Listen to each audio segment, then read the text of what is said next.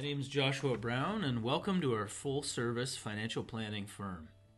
Led by Joshua Brown, myself, a certified financial planner since 2010 and chartered life underwriter since 2012. We offer unparalleled expertise in retirement, pension, estate, and financial planning. The CFP designation represents the gold standard in our industry, ensuring you receive top-tier guidance and solutions for all your financial needs.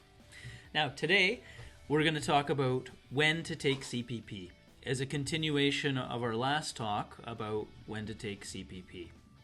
So what we're going to do today, essentially, is I'm going to ask you questions. And you're not going to be able to answer those questions to me, but you're going to be able to bring those answers in to meet with another financial advisor or myself if you prefer to meet virtually or face-to-face in the office here. So, when to take CPP? This is a big question for a lot of individuals, a lot of Canadians, a lot of people even living abroad, because you can collect your CPP no matter where you live in the globe, which is great. That's not universal, that's not unique to Canada. Rather, there are UK pensions that you can port out to Canada as well. So, if you were coming into my office and you said, Josh, I just have one question, when to take CPP, ideally I would give you a budget and a list of financial planning documents to bring in, but not wanting to do that perhaps, and you just want as little as possible, I would ideally request that you bring in this information or answer this information and ideally show me the data. Because sometimes what you believe you have and what is actually on the darn piece of paper is somewhat different, or what they've promised you can be different than what's in the contract. So what options do we have for retirement savings that is liquid? If we're going to be drawing on our CPP, what else do we have in case of an emergency to draw upon? It's just something good to know. Is it the equity in our home? Is it a TFSA, an RSP, a RIF, a spouse's account, an inheritance we're expecting? What is that exactly? So examples, some corporate assets, for example, are tied up. Some retirement savings vehicles, such as a LIRA, we're unable to withdraw as much as we want. There's a maximum. There's also a minimum on those types of accounts. In corporations, a corporation may be worth $5 million, but that money is tied up in commercial assets that are operating a business. So there's really no way to access that money without taking out a loan or selling that asset. However, knowing that that's available if you have corporate assets is actually a huge component to the CPP. We want to have those timed out together, not separate. If you have a pension, is your pension a defined contribution, DC plan, or is your pension a DB plan, defined benefit? For liquidity reasons, they're two completely different pension plans. One is a steady monthly income, the DB plan. You do not get to choose what your what your investments are inside of that account. And the DC plan is an account where you're able to pick where those investments go. However, you're not knowing what the amount will be coming out monthly.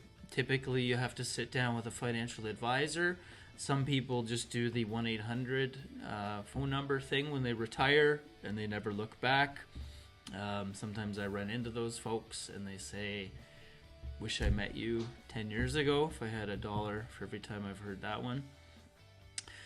What's the age of you and your spouse? Because sometimes we have a spouse who's younger, older. There's implications there as far as income splitting with our Canada Pension Plan. If we're both age 65, we can split the Canada Pension Plan. If our spouse perhaps has never worked, and we have, there are survival questions as far as what would be left behind from CPP from one to another. So knowing what our spouse has the age of our spouse, how long we've contributed. Those are important factors. The health of you and your spouse. So again, are we going to delay collecting CPP if we could retire early and our spouse is sick? I have helped a client in that situation. They were planning on retiring in 5 years, and they called me and they said, wrap it up, Josh. Almost tears in his eyes. My wife has cancer. I want to be with her, and I don't care about the numbers, so just recrunch them. I just need to know what they are. And that was a good exercise. He had less, and we were going to be in trouble later on. But he was fully aware, excuse me, as a couple, they were fully aware of the consequences of withdrawing what they needed to withdraw to enjoy themselves and to have a comfortable life now. So the health of you and your spouse. Desire for philanthropy. So there's a really nice gentleman in my business named Mark Halpern. Very nice guy. We've had a really good chat in the past. Really looking forward to our next chat. And Mark has developed a really unique program or way of explaining what to do with Canada Pension Plan if you're feeling like you should be giving back. You want to be on the philanthropy side. Maybe it's Sick Kids Hospital. Maybe it's the Cancer Center. Maybe there's something else that you want to do. There is a way to capture that Canada Pension Plan and port it into donation and plan that's getting maximized for our future and for our estate planning side. So philanthropy, if we don't need the Canada Pension Plan, maybe we have much more saved than we will ever need, and we're thinking about how to give to the children and to charities, then we can certainly donate the Canada Pension Plan. And instead of pay tax on that income, we can turn that into something that is going to do something for your estate. So that is phenomenal. And pay no tax, perhaps, on that CPP income. How long have you lived and worked in Canada?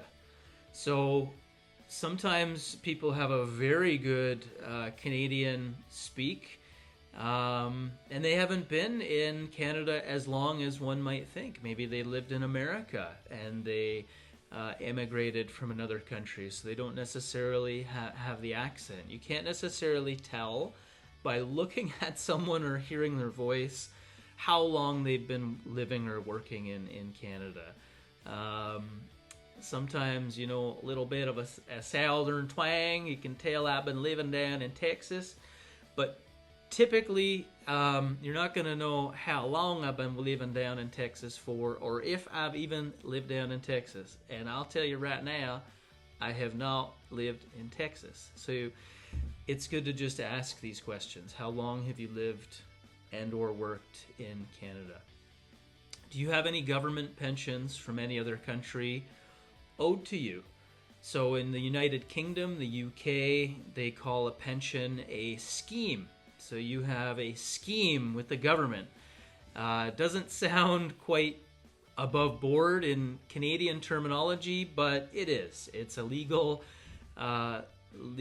scheme, pension, and if you have one of these UK pensions, these could potentially allow you to delay your Canada Plan pension. Another really important question that is often missed is, are you divorced, separated? And may your ex be entitled to a CPP credit split? What is that?